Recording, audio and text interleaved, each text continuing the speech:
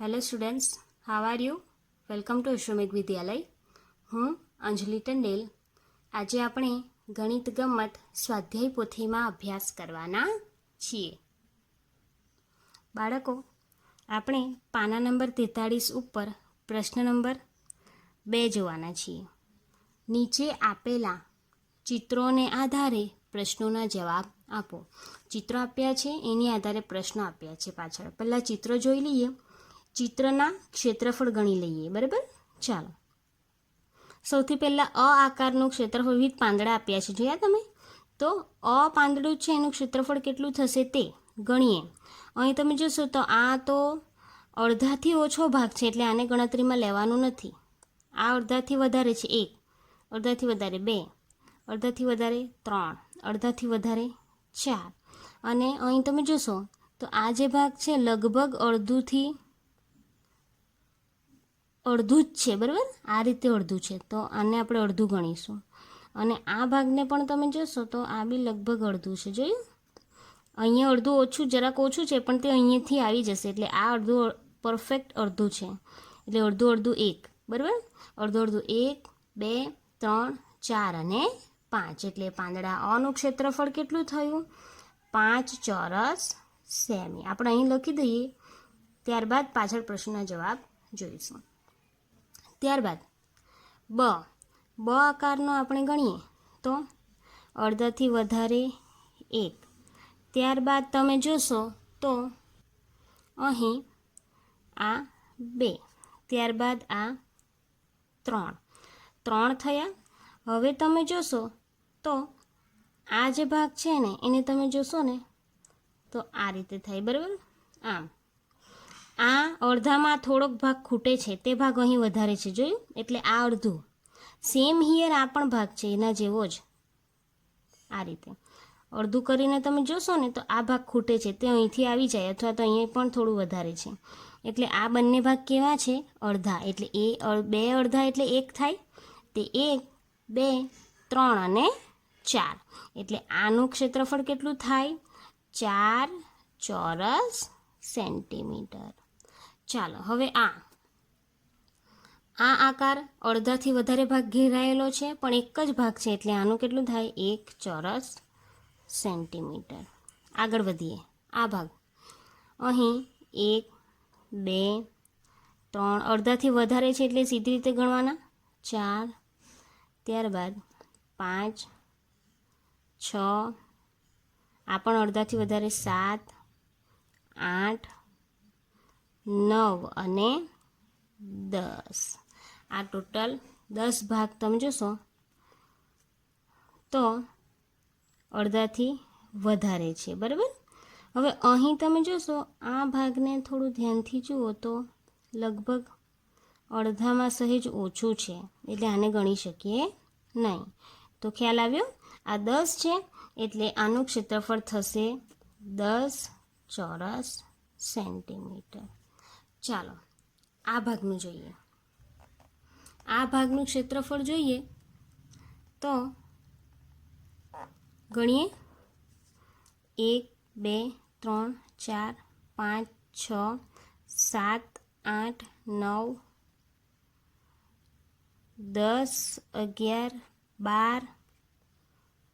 12, ત્યારબાદ 13. આ ભાગ તમે જોશો અડધાથી વધારે 14, 15,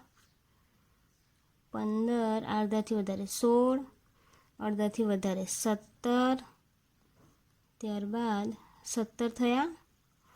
હજુ બરાબર ધ્યાનથી જોવું પડે, હા, એક પણ ભાગ મિસિંગ નહીં રહી જવો જોઈએ.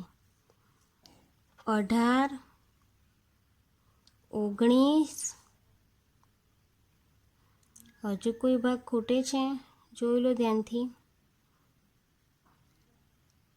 આ 20 થઈ ગયા. જો આ અડધું છે, અડધામાં આ સહેજ વધારે છે, એટલે ટોટલ આનું ક્ષેત્રફળ કેટલું થાય? 20 ચોરસ સેન્ટીમીટર. ચાલો, અહીંયા જોઈએ. અહીં જોઈએ તો 1, 2, 3, 4, 5, 6, 7, 8. આ 2 ભાગ અડધા છે, 9. બરાબર, અને સોરી, અહીં તમે જોશો આ રીતે, અને આનું અડધું કરીએ એટલે આ રીતે, બરાબર. તો કેટલા થયા? 1 2 3 4 5 6 7 8, અને આ અડધાથી વધારે 9, અને આ 10, એટલે આનું કેટલું થાય? તો 10 ચોરસ સેન્ટીમીટર. આ ભાગ તમે જોશો તો તમે જોઈ શકો છો, આ અડધાથી આમ અડધું કરીએ ને તો આ અડધાથી વધારે છે, જોયું? એટલે અડધાથી વધારે એટલે આખું ગણાય 9 અને 10. ચાલો આગળ વધીએ. પાંદડું નંબર ગ. અહીં જોઈએ કેટલા થાય તે. 1 2 3 4 5 6 7 8 9 10 11 12 13. 13 થયા. આ અડધાથી વધારે છે, જુઓ 14. 14 થયા. હજુ પણ હશે. હા, આ અડધું જુઓ અને આ અડધું, તો 14 ને આ અડધું એટલે 15. એટલે પાંદડું ગનું ક્ષેત્રફળ થાય 15 ચોરસ સેન્ટીમીટર. ચાલો હવે એના આધારે આપણે પાછળ પ્રશ્નોના જવાબ પ્રશ્નો આપ્યા છે તે જોઈએ. પ્રશ્ન નંબર 1 છે, સૌથી મોટું પાંદડું કયું છે, તેનું ક્ષેત્રફળ કેટલું છે? તો સૌથી મોટું પાંદડું જોઈએ. ત્યારબાદ પ્રશ્ન નંબર 2, સૌથી નાનું પાંદડું કયું છે, તેનું ક્ષેત્રફળ કેટલું છે? તે બંને પ્રશ્નોના જવાબ આપણે જોઈએ. ચાલો, અહીં કયું પાંદડું સૌથી મોટું છે? તો ઈ, બરાબર.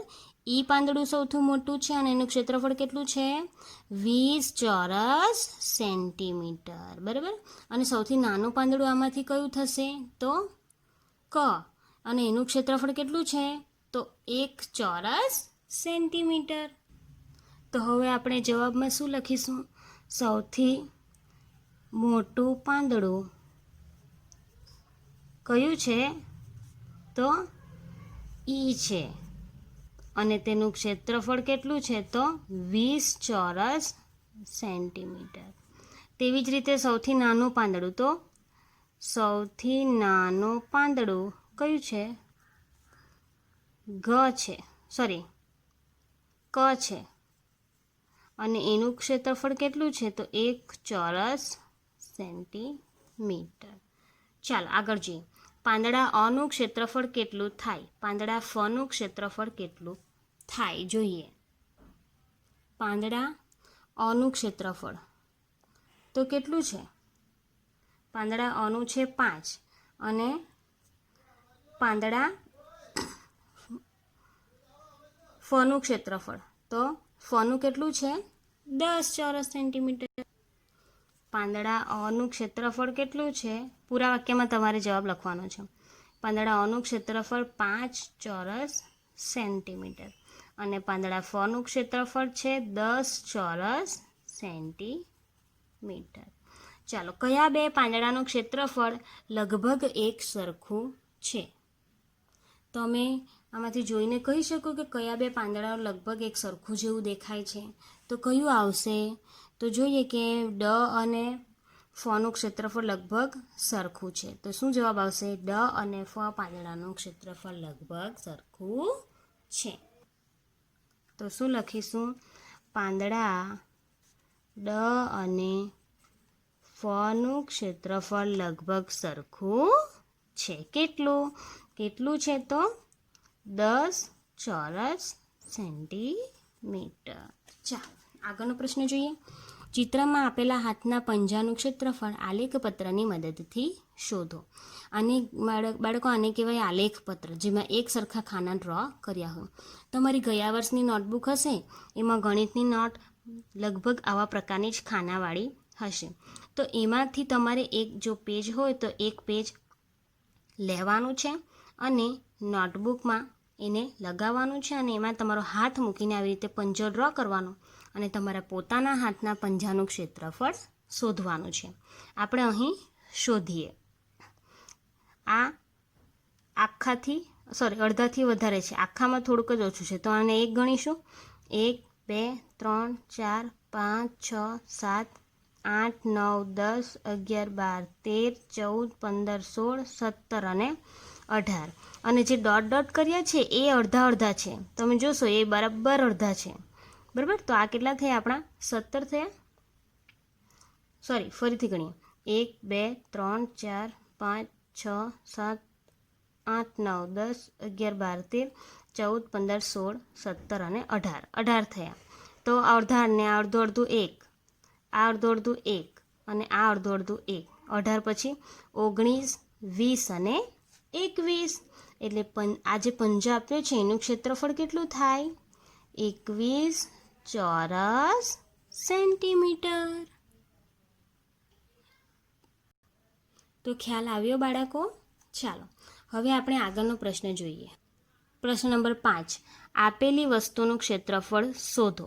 મેં તમને કહ્યું હતું છાંયાંકિત ભાગમાં કે નહીં ખ્યાલ આવે તો તમારે એની ઉપર ખાના ડ્રો કરી દેવાના. અહીં ખાના ડ્રો છે જ, તો તમારે ખાના કાઉન્ટ કરીને અહીં લખી દેવાના. ચાલો એમાંથી આપણે ચોથા નંબરનું જોઈએ. કેટલા ખાના ઘેરાયેલા છે? 1 2 3 4 5 6 7 8 9 10 11 અને 12. તો આનું ક્ષેત્રફળ થશે 12 ચોરસ સેન્ટીમીટર. ચાલો ઢાંકણનું ક્ષેત્રફળ ગણીએ. 1 2 3 4 5 6 7 8 9 10 11 12 13 14 15 16 17 18 19 20 21 22 23 24 થયા.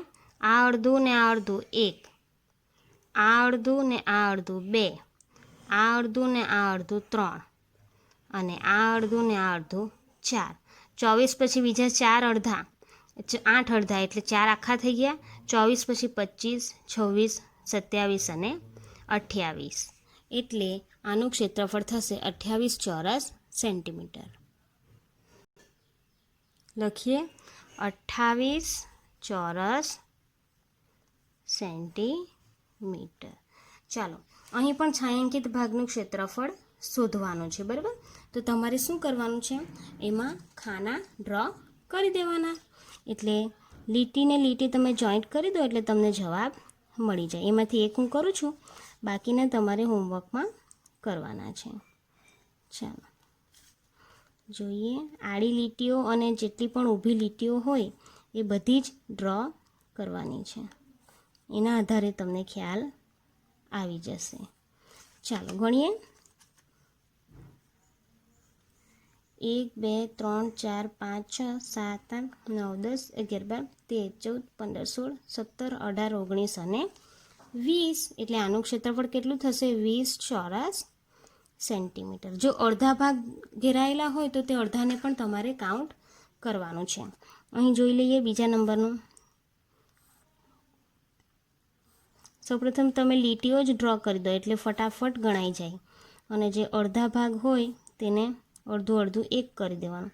વચ્ચેનો ભાગ છાંયાંકિત નથી, એ વચ્ચેના ભાગને આપણે તમે જોયું અહીં પણ ગણતરીમાં લીધું નથી. વચ્ચેના ભાગને ગણતરીમાં લેવાનું નથી. ચાલો આનું ક્ષેત્રફળ ગણી કાઢીએ. 1 2 3 4 5 6 7 8. બરાબર, 8. ત્યારબાદ નથી મારા ખ્યાલથી આ અડધું ને અડધું 9 1 ને આ અડધું ને અડધું 1 10. એટલે આનું ક્ષેત્રફળ કેટલું થશે? 10 ચોરસ સેન્ટીમીટર.